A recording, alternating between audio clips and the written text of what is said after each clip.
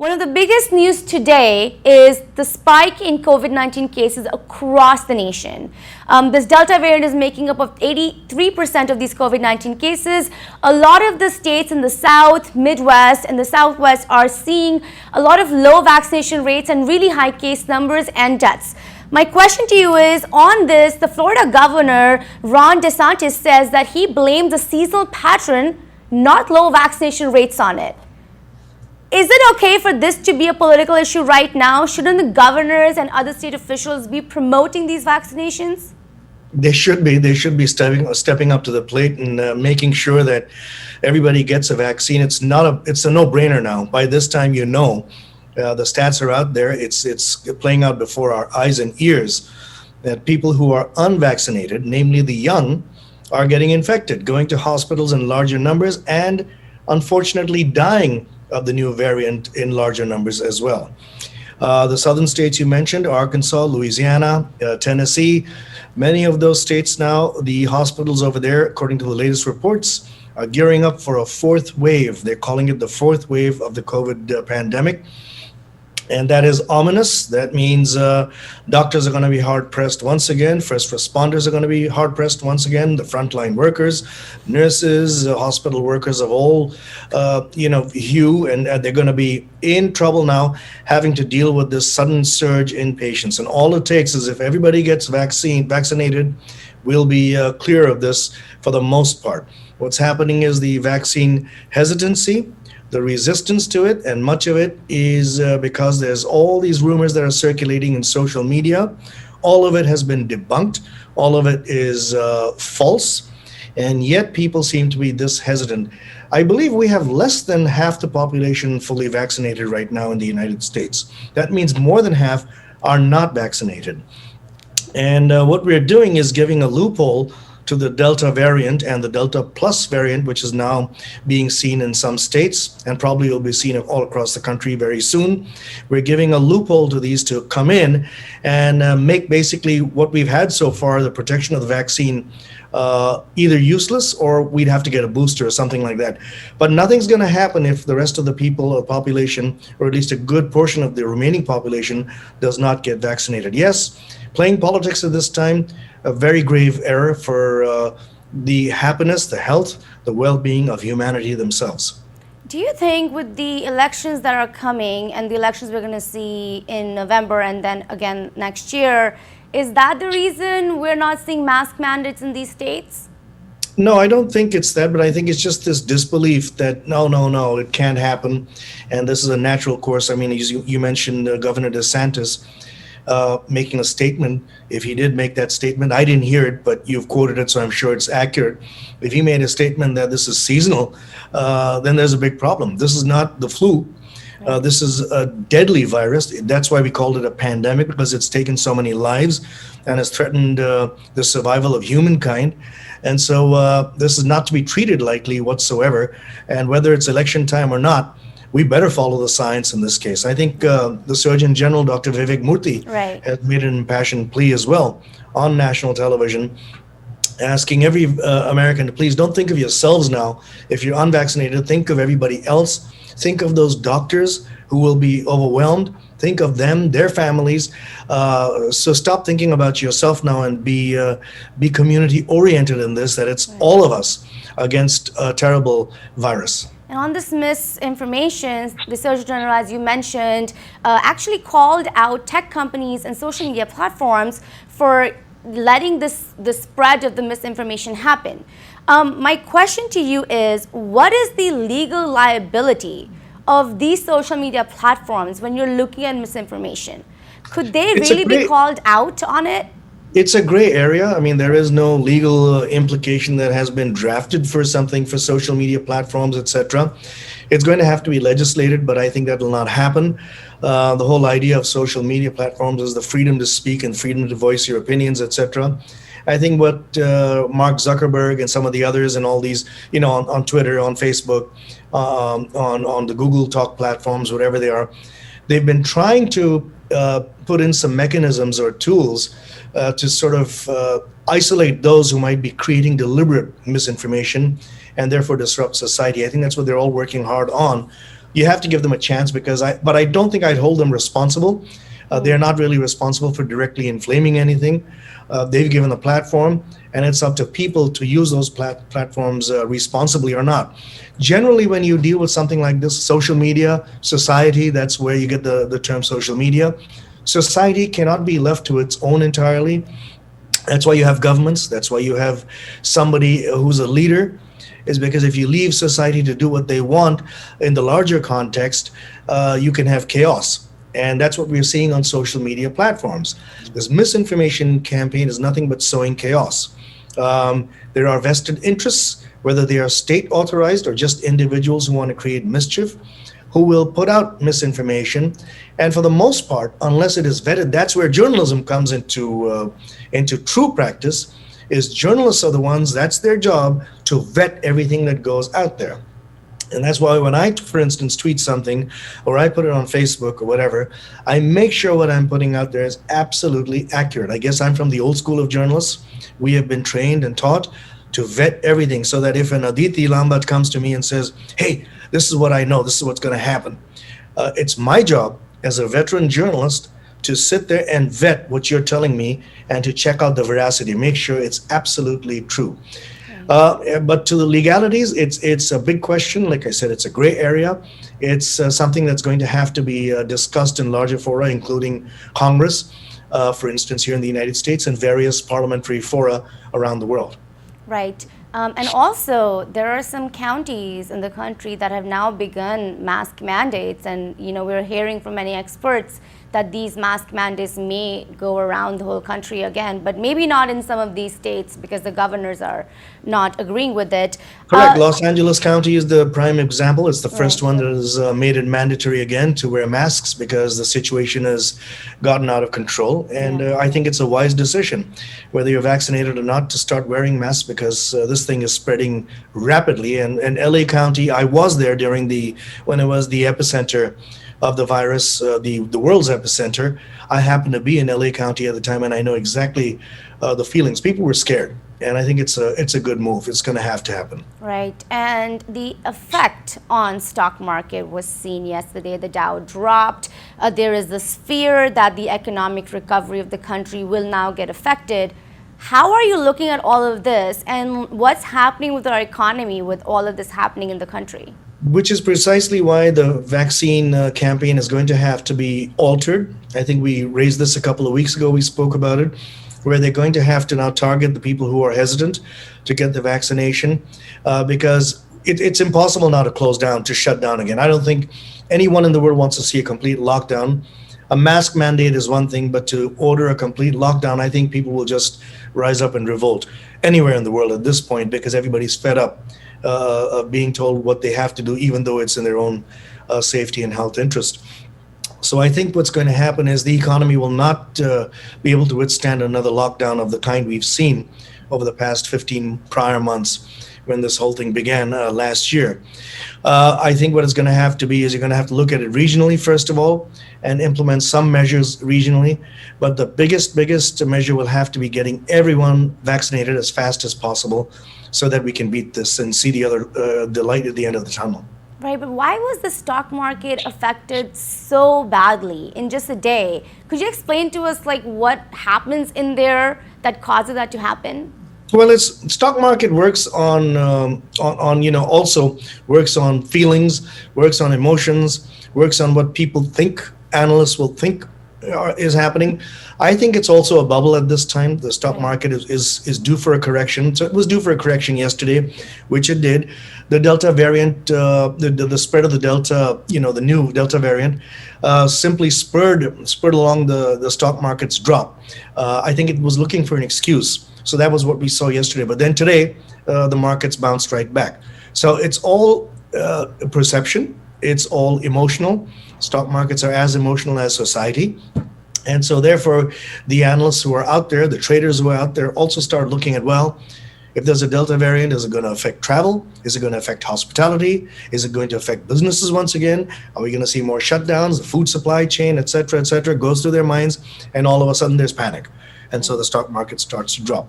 The stock market cannot be used as a gauge for most of these things, I think. I think we all tend to start to gravitate toward the stock market because that's the one place you think you can make a quick buck. Right. All of us are in it. I am in it, but I'm still very wary and very cautious. I don't read too much into it. I think what happened at the stock market is merely a correction. There will be more coming up. I expect there were also the inflationary pressures were frightening the stock market and the stock traders. Too much of inflation right now, so we don't know if the economy is overheated or not.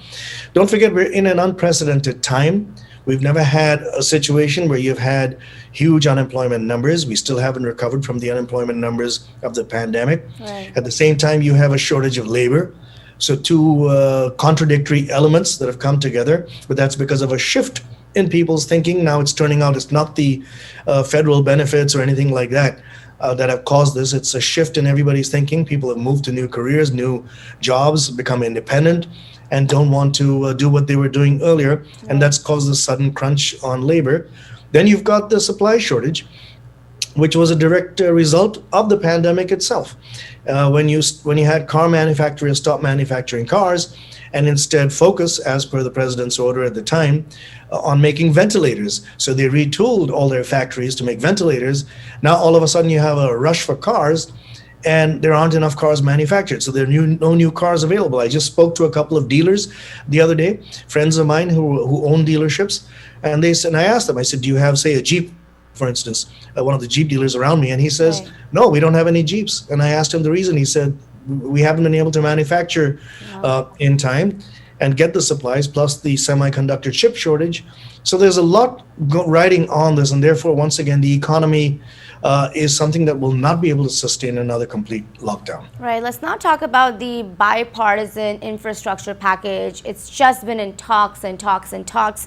The Senate GOP is warning against a vote that's going to happen tomorrow on this. Yeah. What is going on? Are we going to pass this? Can President Biden truly bring forth bipartisanship in the Senate? He's trying, but whether it's going to happen tomorrow, I doubt it, because they're stuck on this one provision, especially about the IRS being funded in this package, infrastructure package, to ensure it has enough personnel to go and collect what is due to the IRS from citizens, whether it's corporations or individuals, etc. They're trying to have enough money for the IRS to collect revenue that is due, because right now the IRS is overwhelmed itself. It is understaffed.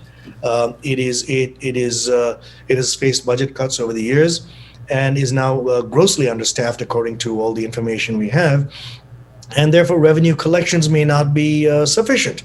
Now, for this infrastructure package to pass, along with the CARES package that has already been passed, a couple of them by Congress, there's a lot of money. It has to be returned somehow and repaid somehow. And how is that going to happen? It's going to happen through taxes, obviously. So if you don't have enough enforcement and collection of taxes which are due, not those which are not due, but which are due, you're going to have a problem. You're going to have a big hole in the budget, and the country is going to face problems in the future. And that means future generations of Americans are going to face big problems on their shoulders. Right. How are you looking at the condo collapse situation? They're trying to recover every single body. Do you see a lot of lawsuits happening? And, how should the government be handling this? I think that's pretty much decided. I think they got the full count now. I think there were 97 remaining people unaccounted for that they accounted for. They were able to identify Right. the remains, etc.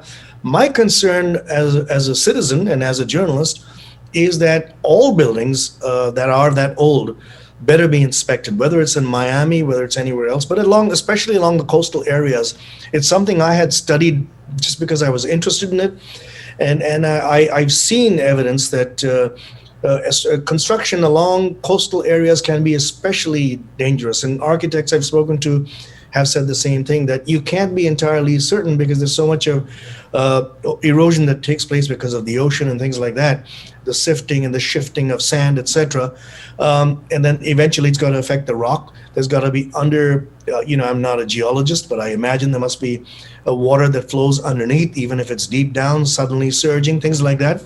So I think all those structures would have to be now re-examined and reevaluated after all these years, especially those that are 40 or more. I'd say about 30 years or more, they should be all inspected. Because otherwise, we're going to have future disasters, unfortunately, to deal with. I do understand that there were a couple of other buildings within that area that were evacuated. I'm not entirely sure how many, but there were a few, or a couple at least, that were ordered evacuated because there was some suspect infrastructure issues, Right. and they wanted the buildings, emptied out right away, so that engineers could come in and, fix them if possible. Two more questions left here for you. Let's take a look at the globe. There are riots happening in South Africa. I'd like for you to explain what's going on. What is the role of the United States in it? And just educate our viewers on that. There hasn't been much news of that. In fact, zero news I see in the Western media altogether. In my opinion, what's happening in South Africa is one of the biggest international news headlines, and I'm shocked that nobody has, been covering it at all.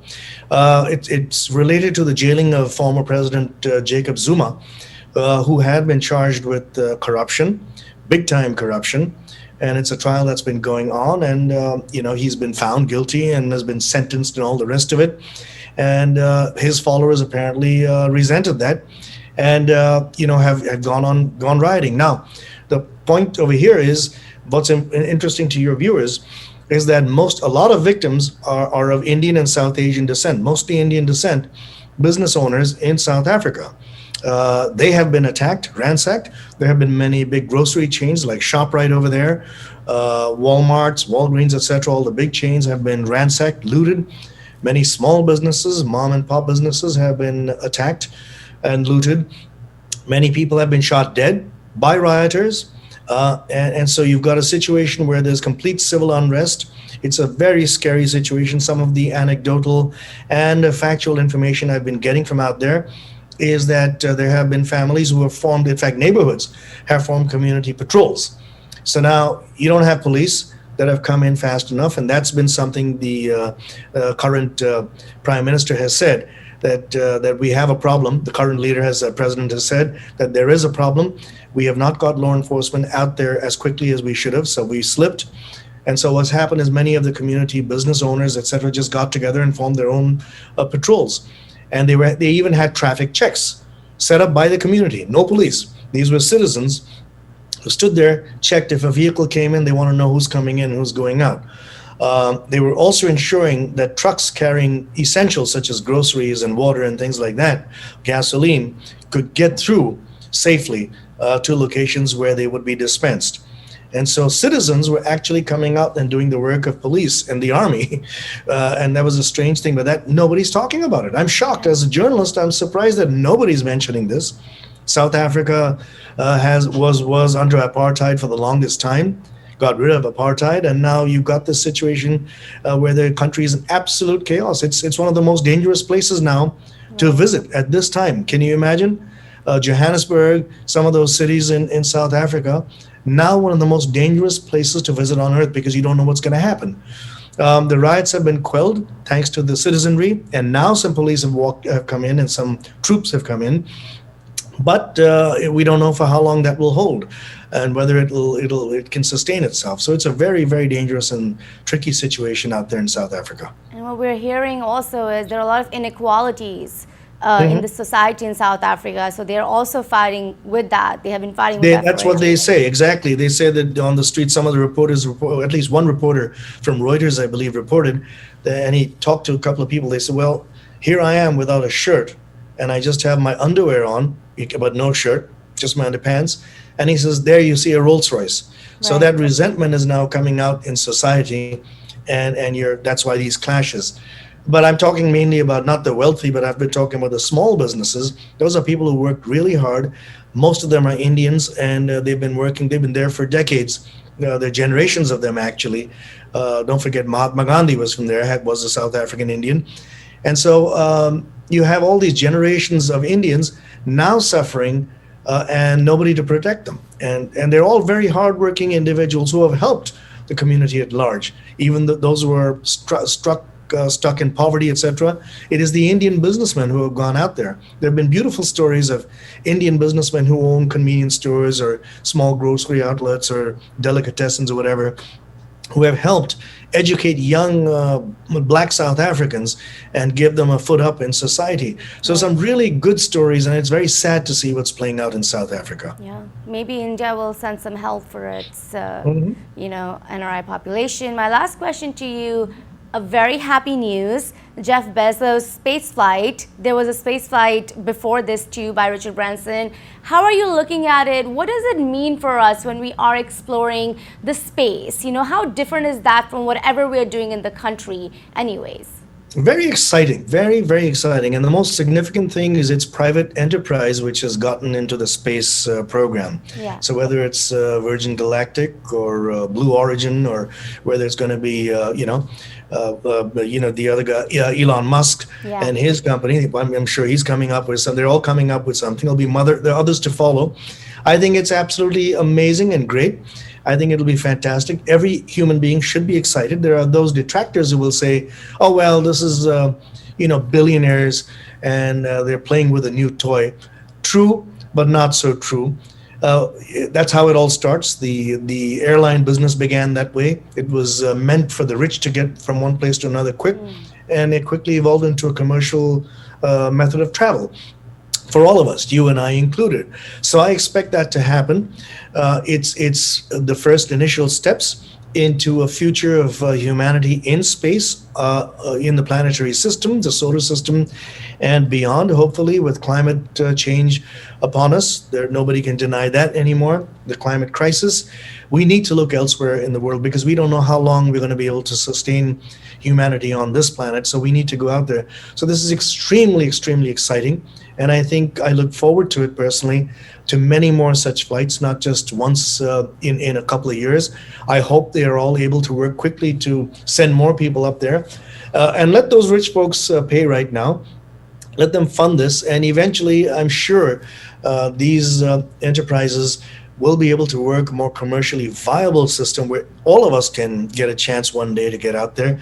Or if not all of us right now, at least our children or their children will eventually be the ones to get out there. And that's what we all hope as human beings. I think it's very, very exciting and fantastic. Wonderful thing to hear with all the bad news that we've had around. Yeah. Yeah, and NASA is actually encouraging these commercial space flights. I think that's the most interesting part. They want more and more exploration of the space so that we can actually figure out what's going on. That's right. in the NASA outer and world. space agencies from, for instance, India, from China, from Russia. I'm sure they'll all work with each other because eventually it's in the interest of humanity. So that's my hope, that eventually this will lead everybody to work together, whether they're governments or private enterprises, to all work together to make progress and help us all as human beings. That would be a nice thing to see. Definitely. Well, thank you so much for your time today on ITV Gold.